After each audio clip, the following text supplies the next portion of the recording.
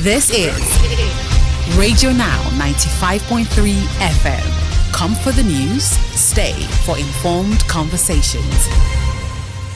Continuing our conversations this morning, we turn to international, or if you want, regional affairs. Niger Republic has withdrawn from the Multinational Joint Task Force MNJTF, which is fighting armed Islamist groups in the Lake Chad region, in order to focus on shoring up its security around oil installations at home. Now, this withdrawal follows the previous withdrawal of the Alliance of Sahel States from ECOWAS, which was finalized in January of this year, and comes as the military junta in Niger announced that it will return the country to civilian rule in 5 years. Joining the conversation is Agev Nicodemus, an intelligence analyst with Beacon Security and Intelligence Limited. Mr. Agev, good morning. Thank you for joining us on the conversation. Good morning. Thank you for having me. Mr. Agev, what is the immediate impact of Niger Republic's, in your opinion rather, what is the immediate impact of Niger Republic's withdrawal from the MNJTF? So, first, the effectiveness, the operational capacity of the MNJTF. As you know, they were placed around, Nigerian troops were placed around that Diffa region, which borders Borno, Yobe. So, the immediate impact we can see is maybe more insurgency will occur in those states, Borno and Yobe. And also we have the opportunity of more recruitment, more smuggling of arms, and the lack of experience, like, let's say, that the Nigerian troops have.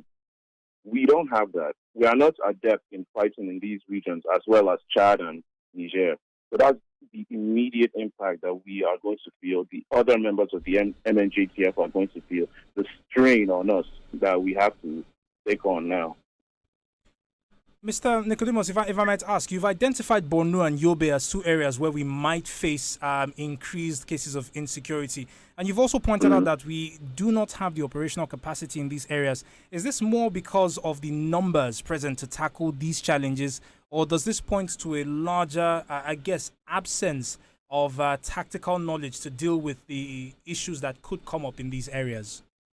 Yeah, it's just about the tactical knowledge, because that Lake Chad Basin area, the swamp, marsh kind of area, they are the ones that are more adept in fighting in these kind of areas. They're the ones with the more experience, because it's mostly their land that has that kind of terrain. So what they are used to, we are not. So that's going to be a huge issue for us.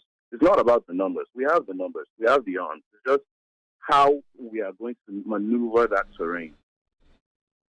So you say that it's a matter of the how. If the MNJTF right now is looking to fill that gap, what exactly should be the first points of consideration?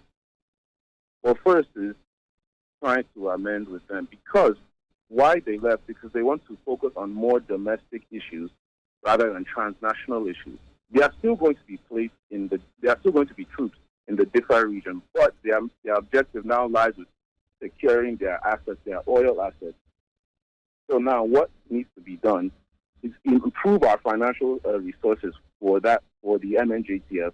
This $700 million of funding. We need to put it into better logistical support, because the insurgents they are adapting. They are using IEDs. They're using drones. So we need to improve our logistics.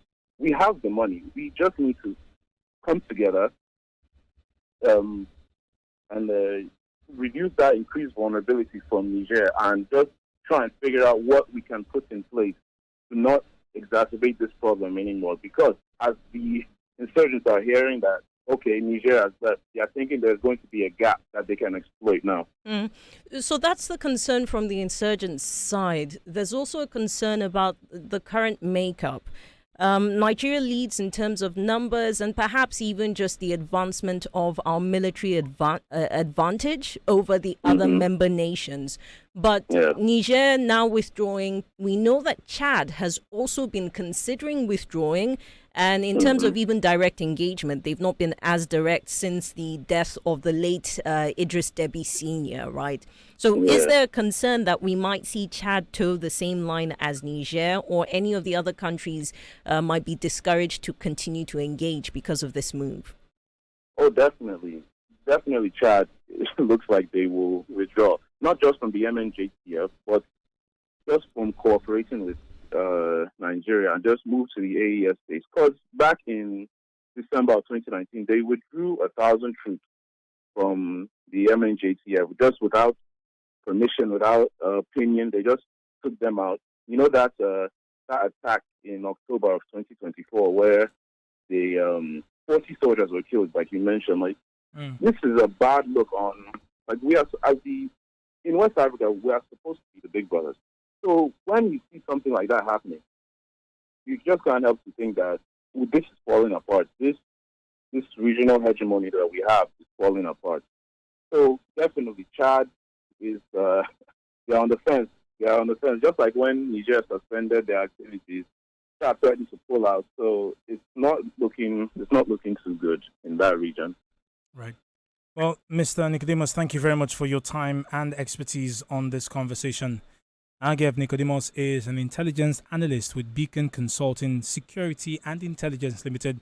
He joined us this morning to speak on the withdrawal of Niger Republic from the MNJTF in a statement, and the statement which they have said indicates that they want to focus on securing assets, particularly oil installations at home.